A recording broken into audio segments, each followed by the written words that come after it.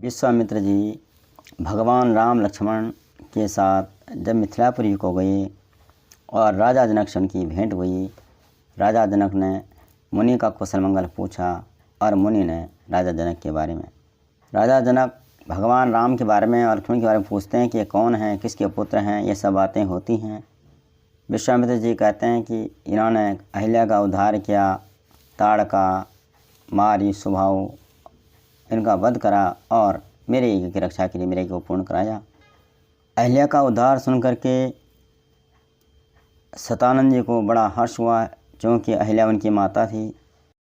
वह मुनि की भूरी भूरी प्रशंसा करते हैं और भगवान राम की तरफ मुड़ते हुए विश्वामित्र जी का चरित्र सुनाते हैं। इधर जब त्रिशंकु बीच में लटका रह गया और देवताओं ने मुनि की स्तुति की और जो विश्वामित्र जी ने बनाए थे तब के प्रभाव से वो ज्यों के त्यों रहेंगे, इस तरह कह करके सब लोग चले गए। तब यज्ञ समाप्त होने पर सब देवता और तपोधन महर्षि जैसे आए थे वैसे चले गए अपने अपने स्थान को।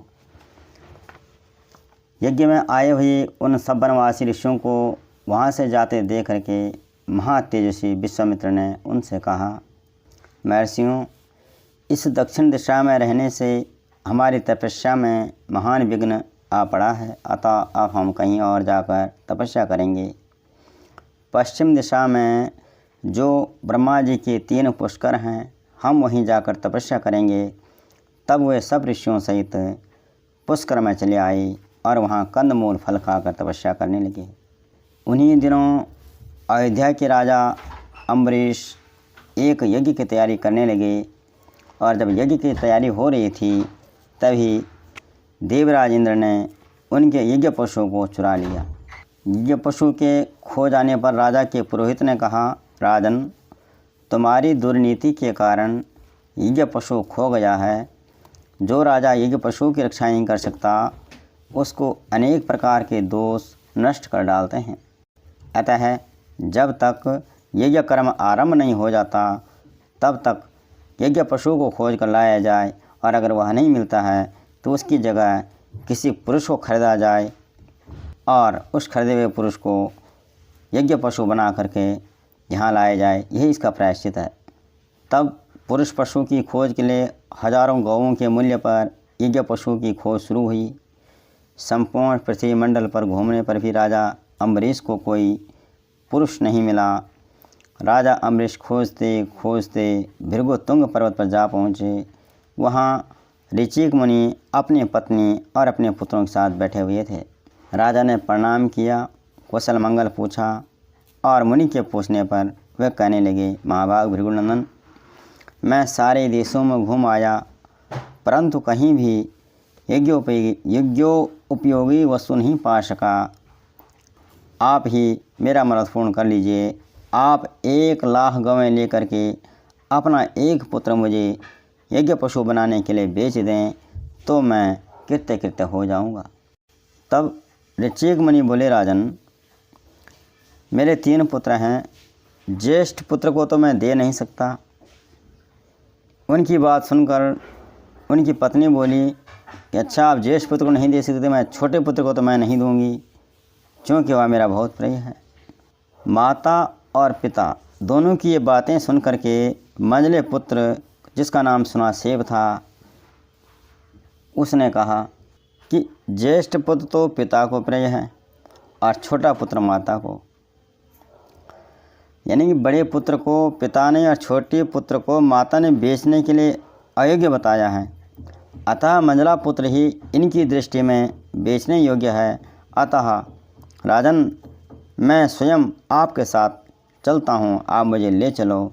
तब राजा अम्बरीश ने प्रसन्न होकर 1 करोड़ स्वर्ण मुद्राएँ, रत्नों के ढेर और 1 लाख गाय के बदले में सुनासेब को लेकर अपने घर की ओर चल दिए बड़ी उतावली के साथ। सतानंद जी कहते हैं, श्री राम, दोपहर होते होते राजा अम्बरीश खरीदे हुए उस सुनासेब को साथ लेकर के पुष्कर तीर्थ में आए और वहाँ विश्राम करने लगे।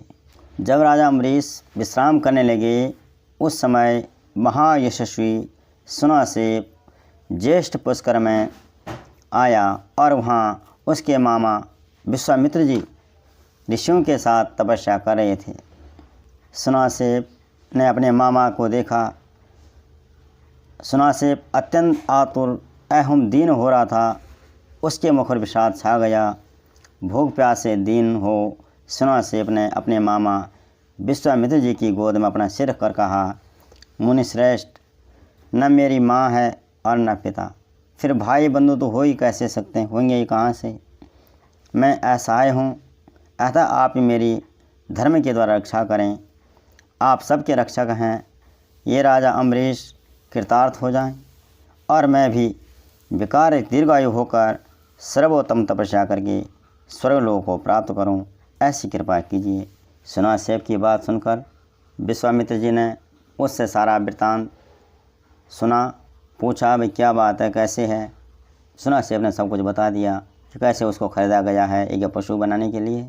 सुनासेप की वह बात सुनकर महातपस्वी विश्वामित्र उससे नाना प्रकार से सांत्वना दे अपने पुत्रों से इस प्रकार बोले, बच्चों, शुभ की अभिलाषा रखने वाला पिता जिस पारलौकिक हित के उद्देश्य से पुत्रों को जन्म देता है, पालता पोसता है, उसकी पूर्ति का यह समय आ गया है।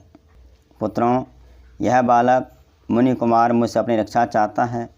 तुम लोग अपना जीवन दे करके भी इसका प्रेय करो। तुम सब के सब पुण्यात्मा धर्मपरायण हो, अतः राजा के यज्ञ में पशु बन करके अग्निदेव को तृप्ति प्रदान करने वाले बनो। इससे सुनासेप स्नात होगा और राजा का यज्ञ भी बिना किसी विघ्न बाधा की पूर्ण हो जाएगा। देवता भी तृप्त होंगे और तुम्हारे द्वारा मेरी आज्ञा का पालन भी हो जाएगा। विश्वामित्र जी की बात सुनकर के उनके पुत्र मधुछंद आदि अभिमान और अवहेलनापूर्वक बोले कि आप अपने बहुत से पुत्रों को त्याग करके दूसरे के पुत्र की रक्षा कैसे कर सकते हैं। जैसे पवित्र भोजन में कुत्ते का मांस पड़ जाए तो वह खाने योग्य नहीं रह जाता, उसी प्रकार यहाँ आप अपने पुत्रों की रक्षा को छोड़ करके दूसरे की पुत्र की रक्षा के लिए कौन सा कर्तव्य कर रहे हैं, ये अकर्तव्य की कोटि में ही देखते हैं। यानी कि दूसरे के पुत्र की रक्षा के लिए अपने पुत्रों को यज्ञ पशु बनाना चाहते हो। उन पुत्रों का यह कथन सुन करके मुनिवर विश्वामित्र के नेत्र क्रोध से लाल हो गए और वे बोले, अरे तुम लोगों ने निर्भय होकर ऐसी बात कही है जो धर्म से रहित एवं निंदित है। मेरी आज्ञा का उल्लंघन करके जो यह दारुण एवं रोमांचकारी बात तुमने मुँह से निकाली है, इस अपराध के कारण तुम सब वशिष्ठ के पुत्रों की भांति कुत्ते का मांस खाने वाले मुष्टिक आदि जातियों में जन्म लेकर 1000 वर्ष तक पृथ्वी पर हो। इस प्रकार अपने पुत्रों को श्राप दे करके मुनिवर विश्वामित्र ने उस समय दुखी सुनासेप की निर्विघ्न रक्षा करके उससे इस प्रकार कहा, मुनि कुमार, अम्बरीश के इस यज्ञ में जब तुम्हें कुश आदि के पवित्र पासों से बांधकर लाल फूलों की माला, लाल चंदन धारण करा दिया जाएगा, उस समय तुम विष्णु देवता संबंधी यूप के पास जाकर वाणी द्वारा अग्नि की, इंद्र और विष्णु की स्तुति करना। ये 2 मंत्र मैं तुम्हें सुना रहा हूँ, तुम इसको ग्रहण करो और इससे तुम अपनी मनोवांछित सिद्धि प्राप्त कर लोगे। सुनासेप ने एकाग्रचित्त होकर उन दोनों मंत्रों को ग्रहण किया और राज सिंह अम्बरीश के पास जाकर उनसे शीघ्रतापूर्वक कहा, राजेंद्र, परम बुद्धिमान राज सिंह, अब हम दोनों जल्दी जल्दी यहाँ से चलें, आप यज्ञ की दीक्षा लें और एक अपना यज्ञ कार्य संपन्न करें। ऋषि कुमार का यह वचन सुनकर राजा अम्बरीश आलस छोड़कर हर्ष से खुशी खुशी शीघ्रतापूर्वक यज्ञशाला में गए। वहाँ सदस्य की अनुमति से राजा ने सुनासेप को कुश के पवित्र पास से बांधकर उससे पशु के लक्षण से संपन्न कर दिया और यज्ञ पशु को लाल वस्त्र पहनाकर यूप में बांध दिया। बंधे हुए मुनिपुत्र सुनासेप ने उत्तम वाणी द्वारा इंद्र और उपेंद्र उन दोनों देवताओं की यथावत स्तुति की। उस रहस्यभूत स्तुति से संतुष्ट होकर के सहस्र नेत्रधारी इंद्र बड़े प्रसन्न हुए। उस समय उन्होंने सुनासेप को दीर्घायु प्रदान की। सतानंद कहते हैं, नरसिंह श्री राम, राजा अम्बरीश ने भी देवराज इंद्र की कृपा से उस यज्ञ का बहुगुण संपन्न उत्तम फल प्राप्त किया। पुरुष परवर। इसके बाद महातपस्वी धर्मात्मा विश्वामित्र ने भी पुष्कर तीर्थ में पुनः 1000 वर्षों तक तीव्र तपस्या की।